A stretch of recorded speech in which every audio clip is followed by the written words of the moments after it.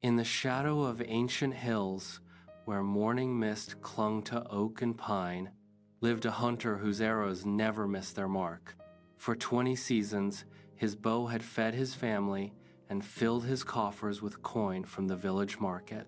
One dawn, as golden light pierced the forest canopy, the hunter tracked a graceful doe to a moonlit clearing. He drew his bowstring taut, the arrow's point gleaming. But as he gazed into the deer's liquid eyes, wide with knowing, brimming with silent tears, something within his chest cracked like winter ice. The arrow fell from his trembling fingers. The doe bounded away, leaving the hunter alone with the echo of his thundering heart. That night, sleep fled from him like startled birds. In the darkness, he saw only those eyes, felt only the weight of mercy he had never before known. By morning's light, H.T. Hunter broke his bow across his knee. "No more," he whispered to the wind. But mercy, like winter, brings its own hardships. His purse grew light, his belly hollow. His family's worried glances cut deeper than any hunger. For 7 days, he wandered the hills, lost between his old life and whatever lay beyond. On the 8th morning, sitting on a cliff's edge where eagles soared, the hunter spotted an ancient monk struggling up the treacherous mountain path, his walking stick slipping on loose stones. Without thought, the hunter leaped down and offered his strong shoulder, guiding the old monk safely to the summit. The monk's eyes sparkled like stars. "First seed planted?" he murmured, pressing a small pouch of grain into the hunter's palm before vanishing into the mountain mists. 3 days later, the hunter found a merchant's cart overturned on the river road, its owner trapped finer road beneath. With mighty effort, he lifted the heavy wheels, freeing the grateful trader, who pressed gold coins into his hands, more than enough for his family's needs. That night, as the hunter counted the coins by firelight, the air shimmered and the mysterious monk appeared beside him like a dream made flesh. "Second seed planted?" the monk smiled. "What you sow in compassion, the earth remembers. But 3 seeds make a harvest, young hunter. Your destiny awaits the final choice." "What must I do?" the hunter asked, but the monk had already dissolved into shadow. In the depth of night, the hunter dreamed of a great city rising in the east, its golden spires calling his name like distant temple bells. He woke with the dream burning in his chest, and the certain knowledge that his feet must follow where his heart led. For 7 days he walked eastward through villages and valleys until he reached the magnificent capital. The palace gates gleamed with precious stones, but the hunter's simple clothes marked him as a commoner. As fate would have it, he arrived during the royal court's greatest crisis. The king's questions had stumped the court's greatest minds, and he proclaimed that whoever could solve the 3 impossible riddles would be granted whatever their heart desired. Before the assembled nobles, the hunter stepped forward. The king leaned forward on the throne. "First riddle, what is the heaviest burden a man can carry, yet weighs nothing at all?" The courtiers murmured, offering answers. "A crown, a promise, a secret." But the king shook his head at each. The hunter closed his eyes, remembering the sleepless nights after sparing the deer. "A guilty conscience, your majesty. It has no weight, yet can crush a man's spirit until he cannot stand." The king nodded slowly.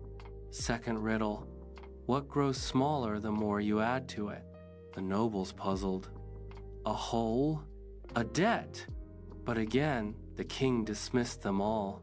The hunter thought of his empty purse after breaking his bow and how freedom had expanded his soul. A person's worries, great one. The more fears we pile upon ourselves, the smaller we become until we are nothing but our anxieties. A hush fell over the court. Even the priests leaned forward with interest. "Final riddle," the king said, his voice grave. "What can a poor man give that a rich man cannot?" the courtiers whispered. "Gold? No. Land? Impossible. Time? Both have the same hours," the king said. The hunter remembered the monk on the mountain path, the merchant under the cart. "Sacrifice, your majesty.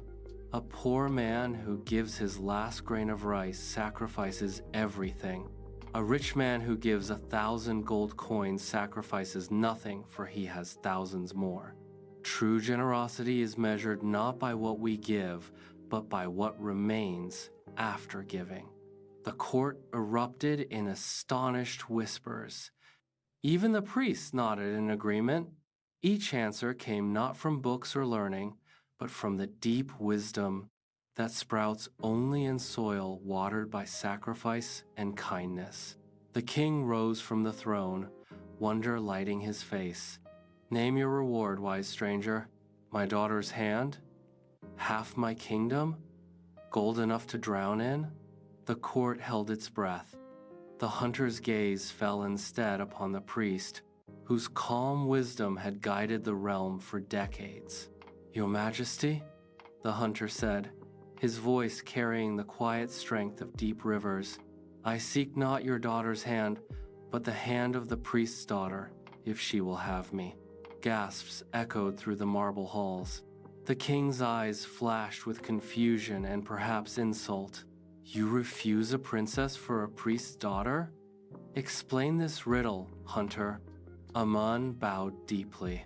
"Great one, you rule with sword and crown, but observe even you rise when the priest enters. Seek his counsel before each decree, and bow your head when he offers prayers. The priest holds no army, yet his word moves mountains. He owns no treasury, yet his wisdom is the kingdom's greatest wealth. Power built on gold may crumble, but power built on wisdom endures like stars in heaven." The silence that followed was deeper than temple bells at midnight. Then the king began to laugh first, a chuckle, then great rolling waves of mirth that filled the court. "By the gods, you are wiser than my wisest counselors. You seek not the shadow of power, but its very source." The priest's daughter, a woman of keen mind and gentle heart, stepped forward, with eyes bright as temple lamps. In her smile, the hunter saw his true destiny.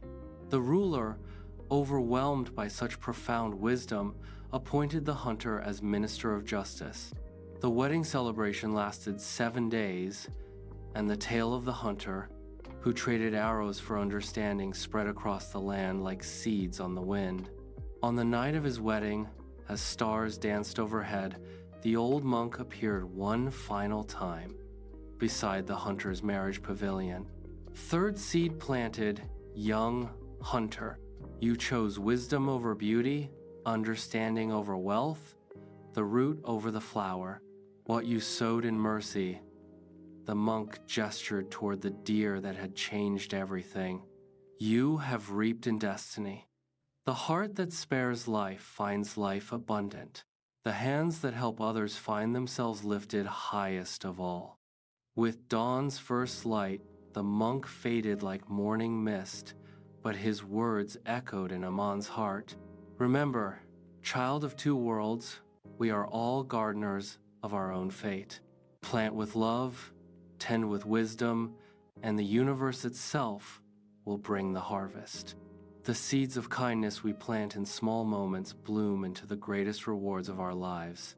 What we sow in mercy and wisdom, we reap in destiny and joy.